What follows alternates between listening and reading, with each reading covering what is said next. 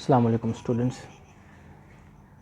Last time हम unit number 2 की exercise को परफॉर्म कर रहे थे और हमने 4 क्वेश्चन कंप्लीट कर लिए हैं। आज जो हमारे पास क्वेश्चन है वो है question number 5। Write the truth table for X and Y where X is equal it is sunny and Y is equal today is Monday.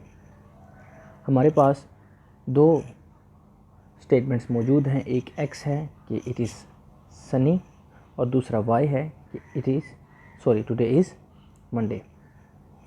हमने इन दोनों को मद्देनज़र रख के एक ट्रुथ टेबल डिज़ाइन करना है जो कि होगा एंड ऑपरेटर के लिए। अब इसके लिए मैं आपको जंप करवाता हूँ पेज नंबर 46 पे, जहाँ पर हमें इस तरह का जो है वो टेबल समझाया गया। अगर आप यहाँ पर देखें तो आपको P एंड Q की सूरत में जो है वो एंड ऑपरेटर का टेबल बनाया गया है, बताया गया है।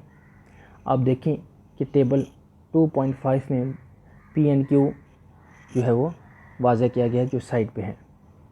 ये मैंने आपको पहले भी बताया था कि एंड ऑपरेटर में तभी आंसर ट्रू होता है जब दोनों स्टेटमेंट्स ट्रू हों, अदरवाइज़ कोई एक भी स्टेटमेंट फॉल्स हो या दोनों स्टेटमेंट फॉल्स हों तब आंसर फॉल्स आएगा।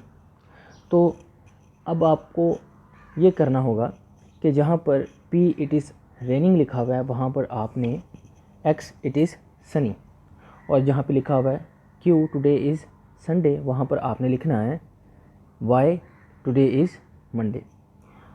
तो जो आपके पास X एंड Y बनेगा वो क्या होगा, जैसे यहाँ पे लिखा हुआ है P and Q it is rainy and today is Sunday, तो वहाँ पर आप क्या लिखेंगे X and Y it is sunny and today is Monday. इसके बाद जो नीचे का पैराग्राफ होगा वो तकरीबन मिलता जुलता होगा। ये सारा मैं आपको इसलिए करवा रहा हूँ कि आप ख़ुद इसको जनरेट करें और मुझको सबमिट करवाएं। If both P and Q की जगह क्या आ जाएगा X and Y। If both X and Y are true then the X and Y is also true.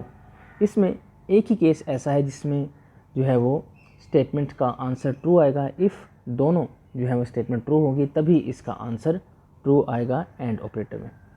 It means कहता है कि अगर दोनों सही हों और हमारा जो आंसर है वो सही आएगा, और उसका मतलब क्या होगा, it means it is sunny on Monday. जैसे यहाँ भी लिखा हुआ है it is rainy on Monday Sunday, तो वहाँ पर हम क्या लिखेंगे it is sunny on Monday. This situation is shown on row 1 of table 2.9 suppose it is rainy but not on Sunday. ठीक है, जो हमारी जो फर्स्ट कंडीशन यानी कि जो X है वो हम कहते हैं कि वो ट्रू है और जो सेकंड है वो फॉल्स है। तो यहाँ पर आप अकॉर्डिंग टू क्वेश्चन आप कैसे लिखेंगे, suppose it is Sunny but not on Monday, कि ये सनी तो है लेकिन ये मंडे नहीं है, यानी कि एक कंडीशन जो फर्स्ट है वो ट्रू हो रही है और जो सेकंड है वो फॉल्स हो रही है। तो हमारा जो आंसर होगा वो क्या होगा, देन P इज़ ट्रू यानी कि X is true and Y is false, due to which X and Y is also false. तो जो हमारा X एंड Y होगा वो क्या होगा, फॉल्स होगा। इसी तरीके से ये सेकंड रो में इसको बयान किया गया कि जो फर्स्ट है वो ट्रू है, जो सेकंड है वो फॉल्स है, तो आंसर क्या आया, फॉल्स। आगे है इन रो 3 ऑफ टेबल 2.9, यहाँ पर आपने क्या लिखना होगा, X is false and Y is true, यानी कि X क्या है, इट इज़ सनी। ठीक है, वो फॉल्स है, ये सनी नहीं है। Y क्या है, टुडे इज़ मंडे। तो यहाँ पर आप कैसे मेंशन करेंगे, in row 3 of table 2.9 X is false and Y is true. It means इसका मतलब क्या होगा कि it is not sunny on Monday, which result is false value of X and Y। In the last row, both x and y are false, यानी कि जो last row है अगर आप देखें टेबल की 2.9 की जो आपको स्क्रीन पे नज़र आ रहा होगा, उसमें जो लास्ट रो है दोनों ही हमारी स्टेटमेंट जो है वो क्या है, फॉल्स। ठीक है, in the last row both x and y are false which means it is neither sunny not Monday, ना ही ये सनी है डे हमारा और ना ही ये मंडे है। So the proposition it is जो हमारी प्रोपोजिशन होगी वो क्या होगी कि it is rainy and today is Sunday is false row 4 of table, यानी कि ना ही जो है हमारे पास आज जो हमारा दिन है वो सनी है, ठीक है, यानी कि वो रेनिंग हो रहा होगा, और जो है टुडे इज़ मंडे भी नहीं है, यानी कि टुडे कोई भी दिन हो सकता है, इट इज़ संडे होगा या कोई और दिन हो सकता है। और ये हमारा जो है वो यहाँ पर हमारा क्वेश्चन जो है वो कंप्लीट होता है। मैं दोबारा कुछ चीज़ें आपको समझा दूँ कि सबसे पहले आपने ऊपर हेडिंग देनी होगी truth table for and with the value of X and Y, फिर आप मेंशन करेंगे x की वैल्यू को जो वो है इट इज़ सनी, और उसके बाद आप y की वैल्यू मेंशन करेंगे जैसे ऊपर लिखा हुआ है क्यू की सूरत में कि टुडे इज़ मंडे। फिर आप नीचे दोबारा लिखेंगे x and y it is sunny and today is Monday. उसके बाद आपको जैसे ही इस पैराग्राफ में लिखा हुआ है वो आप उसको साथ साथ मेंशन करते जाएंगे। ये मैंने आपको पहले भी बताया, मैं दोबारा बता दूं, इसका मकसद इस तरीके से आपको क्वेश्चन करवाने का मकसद ये है कि हमारे पास अभी तक बच्चों की तरफ से कोई आउटपुट नहीं आ रही, तो आप इसको परफॉर्म करें। अगर किसी किस्म की प्रॉब्लम हो तो लाजमी शेयर करें और जल्द से जल्द इस क्वेश्चन के आंसर को सबमिट करवाएं। इसके बाद जो हमारे पास क्वेश्चन है, question number 3 exercise of unit number 2, वो है फिलिंग दी ब्लैंक्स। हमारे पास जो फर्स्ट फिलिंग दी ब्लैंक है वो ये है कि temporary memory is dash and permanent memory is dash. जो हमारी टेम्परेरी मेमोरी है वो क्या हो सकती है और जो परमानेंट मेमोरी है वो क्या हो सकती है। तो हमारी जो टेम्परेरी मेमोरी है वो है वोलेटाइल, यानी कि उसको डाटा को स्टोर रखने के लिए या कंटेंट ऑफ डाटा को स्टोर रखने के लिए उसमें बिजली की ज़रूरत है, तो इसलिए temporary memory is volatile and permanent memory is non volatile, क्योंकि वो डाटा को स्टोर रखने के लिए उसको बिजली की ज़रूरत नहीं पड़ती। इसके बाद जो हमारी सेकंड फिलिंग द ब्लैंक है वो है data to a processor is provided through dash. Data कौन देता है प्रोसेसर को?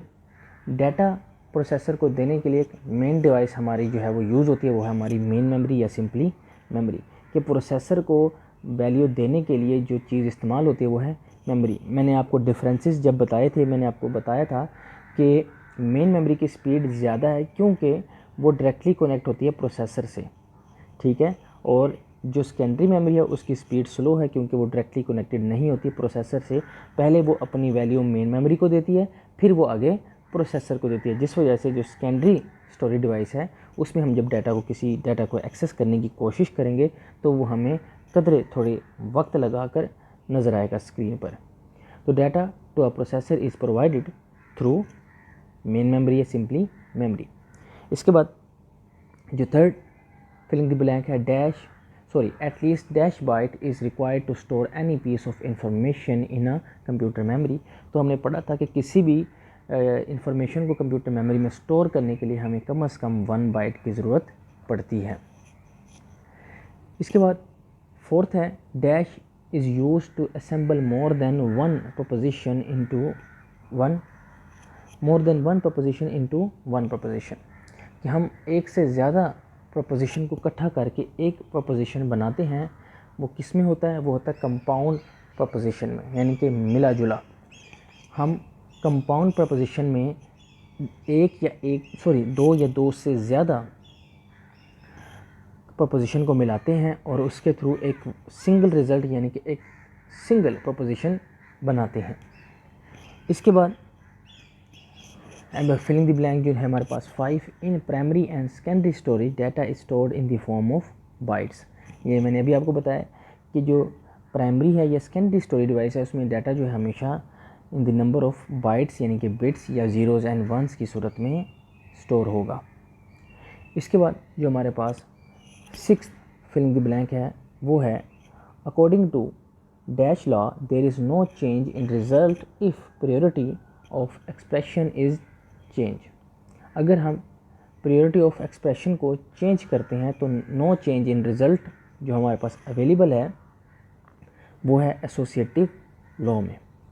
ठीक है, दोबारा बता दूं, according to dash law there is no change in result if priority of expression is change. तो वो जो हमारे पास रूल है जिसमें प्रायोरिटी ऑफ